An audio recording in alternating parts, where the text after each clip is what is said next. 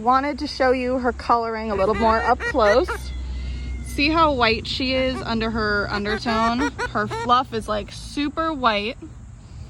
And then her back and around her neck is very splashy. She's got a ton of black and a ton of blue. So that's one of my absolute favorites. I love them when they look like this. And then you have this girl, who, if you could tell, her head is very silver and her undertone is a little bit more silver than the previous splash, but she is also gorgeous. But if you notice up top here, she looks a little bit more like a paint with less of the marbling colors that her sister has. So she would be a gray-based splash. Gray-based splash. Oh my goodness.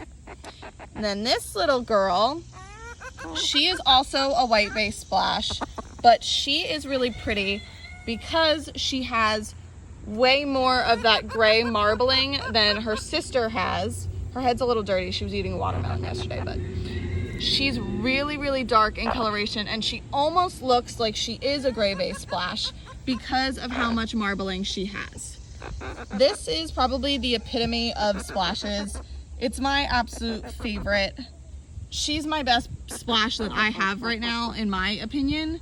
I think her coloring is absolutely gorgeous. You could look at her back. Look at that marbling. Oh, she's so pretty. So those are the three types of splashes that I have. I have a couple that are silver based. Then I have black. Of course, black is just a plain color. He's gonna walk away from me, of course he is. Black is just a plain color, but I think it's gorgeous. Your black should always have that really nice sheen about them. He is a beautiful, beautiful black. He's really dark. He is a pure black, which means his parents were not mixed with anything, nor were his grandparents. They all were blacks. So he's got that beautiful sheen on his tail and on his wings. So that's kind of what you want from a black. The hens don't get it as much as the roosters do, but if you have a good rooster, that's what they should look like.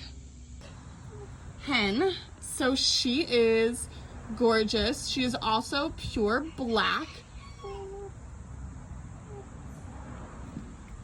I'm trying to get you, it's not focusing. So she also has a lot of that sheen that I was talking about on her back and around her wings. Her butt's all dirty. But blacks also can get those white ribs on their feet feathers, which doesn't particularly matter. They're still pure black, even if they have that.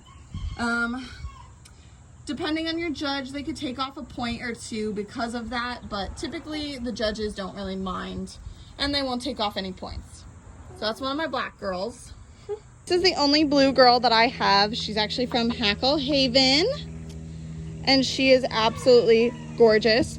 So this is really the only kind of blue that I like. I like them to be super light in the back end and to have that teeny bit darker shade around their neck and on their head.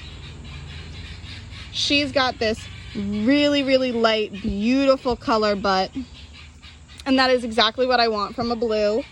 When breeding them into splashes, you want a lighter blue because it's going to give you that really nice undertone like she has on your splashes. So I absolutely adore her, and she's a gorgeous, gorgeous blue.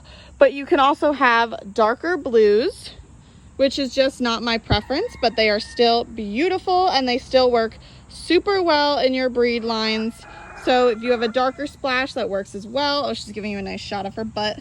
Look at how beautiful that color is. Oh, thanks, Pearl.